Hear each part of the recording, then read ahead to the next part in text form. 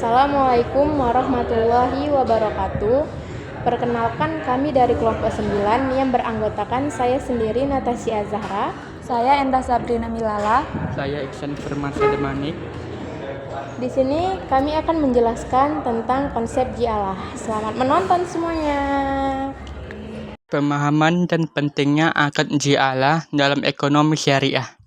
Jadi, Allah adalah akad pemberian imbalan kepada seseorang atas jasa atau pekerjaan tertentu tanpa harus ditunjuk sebelumnya. Dalam ekonomi syariah, Allah dikenal sebagai metode yang fleksibel dan adil untuk memotivasi penyelesaian tugas yang hasilnya belum pasti. Contohnya dapat ditemukan dalam sayembara, penemuan barang hilang, dan layanan berorientasi hasil. Dasar hukum Allah dalam Islam. Adapun dalam surah Yusuf ayat 72 yang dimana artinya, mereka menjawab, kami kehilangan cawan raja, dan siapa yang dapat mengembalikannya akan memperoleh bahan makanan seberat beban unta, dan aku jamin itu. Surah Yusuf ayat 72 memberikan dasar syar'i tentang pemberian imbalan atas penemuan barang hilang menjadi pijakan akad Allah. Adapun kesepakatan ulama tentang hukum Allah, mayoritas ulama sepakat bahwa akad Allah diperbolehkan selama memenuhi syarat dan rukun Islam yang berlaku. Prinsip syariahnya, akad ini memperkuat prinsip keadilan dan kemaslahatan sesuai dengan maqasid syariah dalam transaksi ekonomi. Adapun rukun Allah yang pertama adalah lafal, artinya izin kepada yang memberikan pekerjaan. Karena melakukan Allah tanpa izin dari pemilik barang atau pemberi pekerjaan, pekerja tidak berhak mendapat imbalan jika barang tersebut ditemukan. Yang kedua, pihak-pihak yang Allah, yaitu orang yang memberikan pekerjaan dan orang yang diberikan pekerjaan. Syaratnya, pihak-pihak yang Allah wajib memiliki kecakapan bermuamalah atau ahliyah al-tasarruf, yaitu berakal, baligh, dan rasyid, atau tidak sedang dalam perwakilan.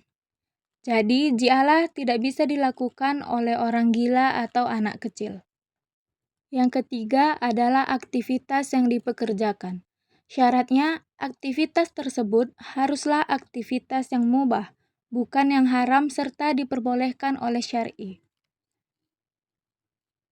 Yang keempat, upah. Syaratnya, upah harus jelas, telah ditentukan dan diketahui oleh orang yang melakukan pekerjaan Allah. Selanjutnya kita akan membahas tentang hikmah melakukan Allah. Yang pertama, memperkuat hubungan sosial. Karena Allah mendorong untuk bekerja sama dan saling menghargai antara individu dan kelompok. Yang kedua, menumbuhkan motivasi kerja. Karena adanya imbalan yang memotivasi pekerja untuk mencapai target dan menyelesaikan pekerjaan dengan baik. Yang ketiga, menegakkan keadilan. Allah menunjukkan kerja secara adil dan transparan, sesuai ajaran Islam. Kemudian ada ketentuan hukum Allah, penyelesaian perselisihan dan pembatalan. 1. Penyelesaian perselisihan. Aturan mengatur cara penyelesaian secara baik terkait upah dan hasil kerja agar tidak merugikan salah satu pihak. Kemudian yang kedua, pembatalan akad. Akad Allah dapat dibatalkan sebelum pekerjaan dimulai tanpa kewajiban pembayaran imbalan. Dan yang terakhir ada kewajiban upah. Setelah pekerjaan dimulai, pekerja berhak mendapatkan upah sesuai bagian yang telah dikerjakan. Selanjutnya ada penerapan Allah dalam perbankan syariah. Sertifikat Bank Indonesia Syariah atau SBIS, Bank Indonesia menggunakan akad Allah dalam SBIS sebagai imbalan untuk pencapaian hasil tertentu secara syariah. Kesimpulan dari materi kami yaitu akad imbalan yang sah. Allah adalah akad yang sah dalam Islam untuk jasa atau hasil kerja yang belum pasti. Kemudian memiliki dasar hukum yang kuat.